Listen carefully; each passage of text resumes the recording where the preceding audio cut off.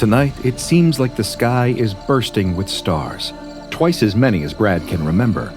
He carefully unfolds his brand new, state-of-the-art telescope, the pride of the consumer market, tripod legs clicking into place. But he's not alone. Janet, his fellow celestial nerd, is beside him, her eyes wide with excitement. Of course, he hasn't just brought the telescope. He's also got a blanket, a picnic basket, and a bottle of vino laid out on the hill next to them. But everything in good time. There's plenty of it, after all. Neither Brad nor Janet have any idea that the world might just end tonight. As Janet gazes through the telescope in a sense of pure, limitless wonder, Brad points out the planets to her and describes the constellations. He thinks about the ones before: Galileo, Copernicus, Brahe, and now, him. As he hears Janet giggle with joy at the universe unfolding on the other end of the lens, he just knows that he's going to get lucky tonight. What's that one? Mars. Ooh, and what's that constellation? Sagittarius. And what's... oh my God. That he doesn't have an answer for. What do you see? It's like a woman?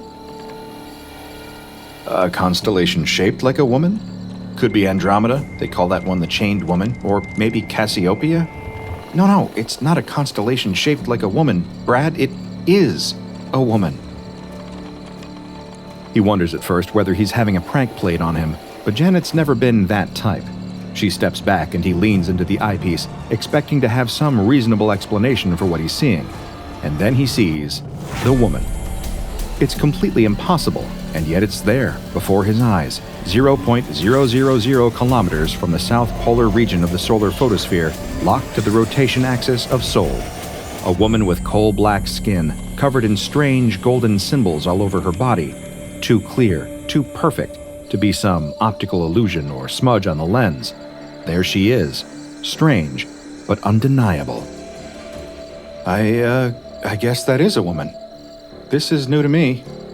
He's trying to think of something else to say, anything that might make him feel smart or in control of the situation, but words fail him. And then this impossible woman in the stars begins to move, and it feels like what little he even understood before is changing rapidly. She lifts an arm and points to the left, and for reasons beyond his own understanding, he follows along with the telescope. He sees what he at first thinks is a particularly bright star.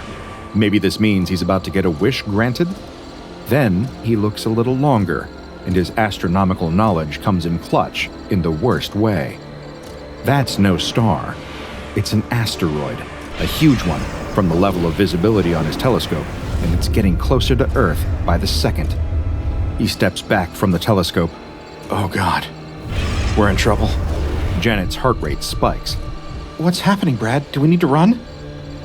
Wouldn't do us any good, he says. This, by the way, is how the SCP Foundation first discovered SCP-179.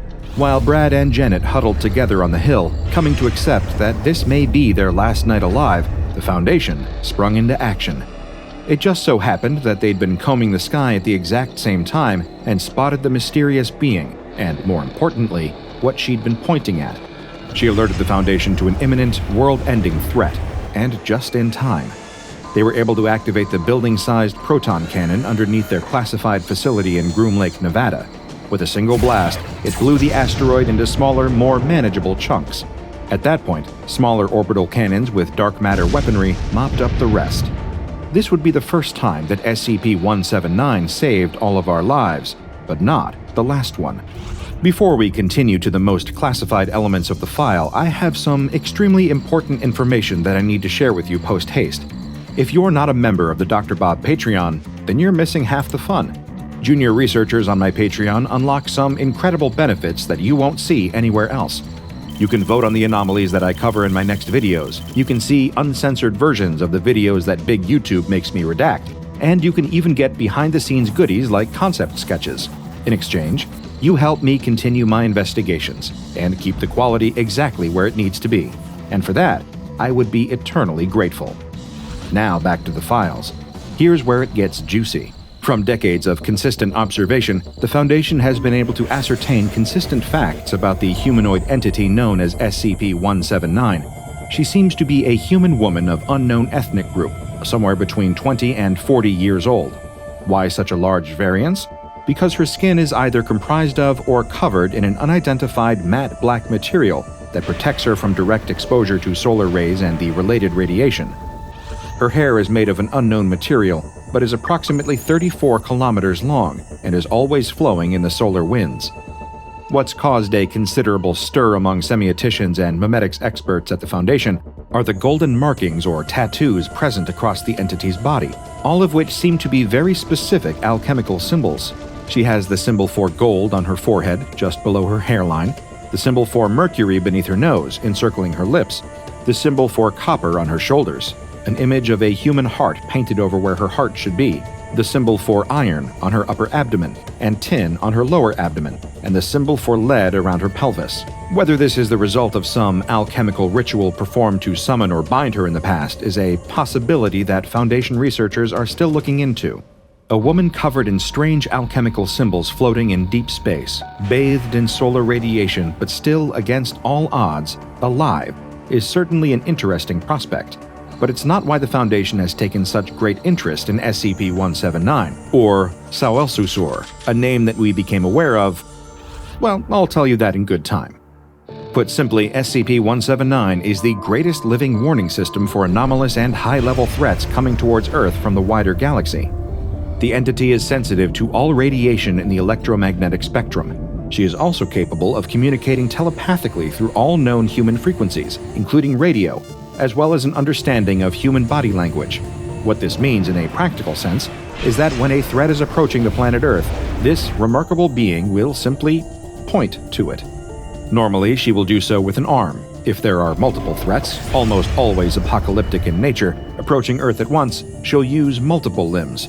If more threats are approaching the Earth simultaneously than SCP-179 has limbs, she will generate additional limbs to point to them. Those, by the way, are the really rough days. And the beauty of the charitable warning service that SCP-179 provides is that she can tell us incredibly far in advance. She warned the Foundation of threats approaching the Earth while those threats were still passing Neptune, showing a truly uncanny ability to predict trajectory, danger, and intent.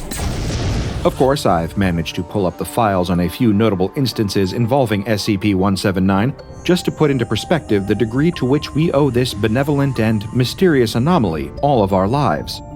In one instance, she pointed to a mysterious interplanetary object approaching Earth, but her warning wasn't heeded.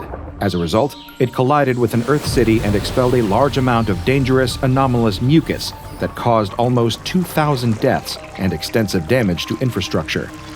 Needless to say, the Foundation started taking all of her predictions extremely seriously after that.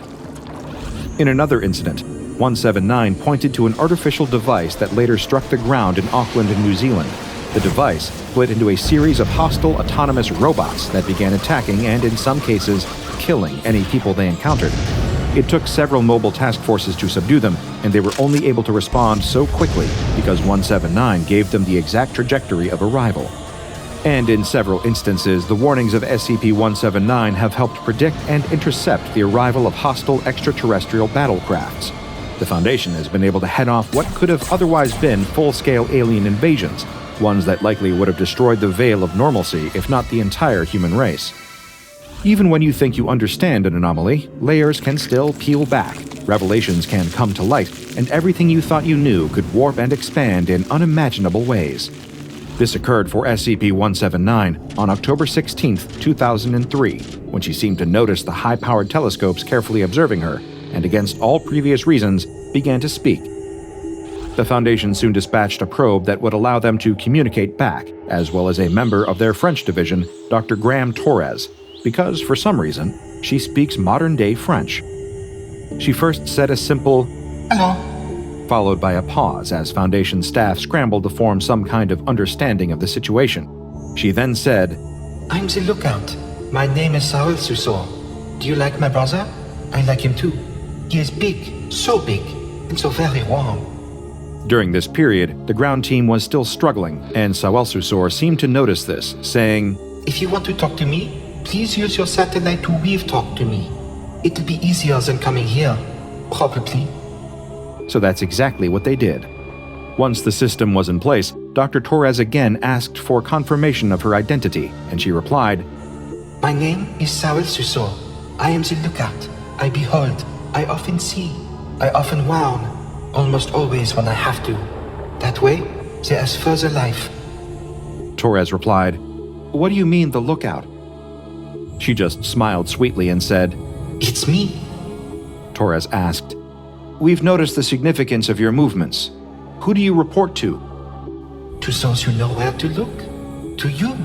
To those who want to look. Not just you, but you too.